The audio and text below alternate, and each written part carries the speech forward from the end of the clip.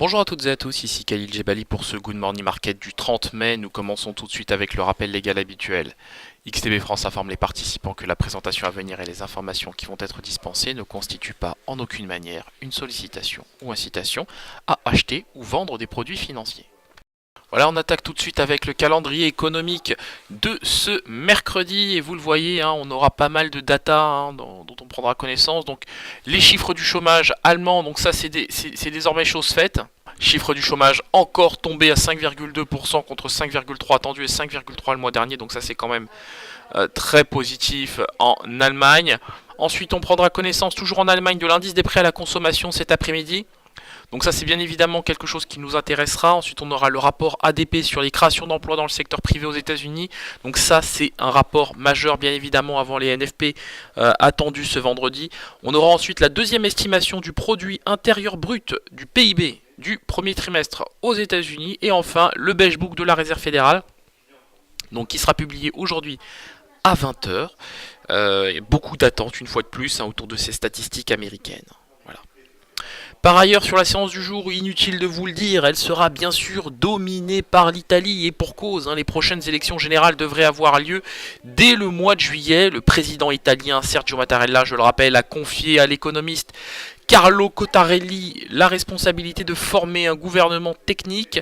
Pour l'heure, ce dernier n'a pas réussi à former un gouvernement. Donc, et bien évidemment, c'est problématique. Ça explique pourquoi les rendements obligataires italiens se sont envolés hier à 2,72%. Au moment où je vous parle, on est retombé à 2,22%. Donc on parle bien de l'obligation à 2 ans ici et non de l'obligation à 10 ans qui elle évolue déjà à 3%. Donc ce qui est préoccupant, c'est surtout l'évolution. On est quand même passé de 0,06 il y a 2 semaines, le 16 mai, à 2,22% ce jour. Donc c'est quand même assez significatif. Donc effectivement, on a un contexte en Italie qui est relativement préoccupant. On a un euro-dollar qui évolue toujours sous le seuil des 1,16 dollars pour 1 euro. Alors quoique, il faudrait qu'on le regarde dans quelques instants. Mais en tout cas pour l'heure, on a des indices qui retrouvent des couleurs, on ne peut pas l'ignorer. On a un DAX 30 qui évolue en hausse de 0,4%, un CAC 40 assez stable autour des 5394 points. Donc ça c'est assez positif. Les futurs américains eux aussi évoluent en territoire positif de leur côté, donc ça c'est plutôt pas mal. Donc on a des indices qui se portent assez bien d'une manière générale. On parle de simples rebonds techniques pour le moment. On ne peut pas parler de tendance pérenne. On ne peut pas encore parler de ça. Il est beaucoup trop tôt.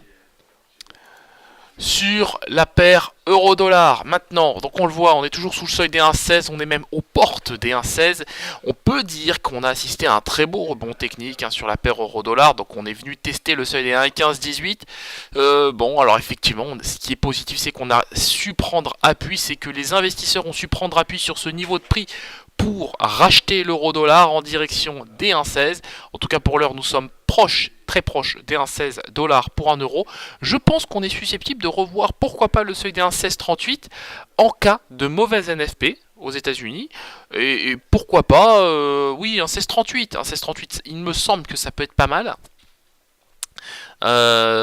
Surtout que l'euro-dollar s'est quand même bien cassé la figure ces derniers temps. Techniquement, c'est parfaitement faisable et il se pourrait qu'on soit appuyé par le retour de l'inflation en Allemagne. Si on a un peu d'inflation tout à l'heure à 14 h, ça peut être pas mal.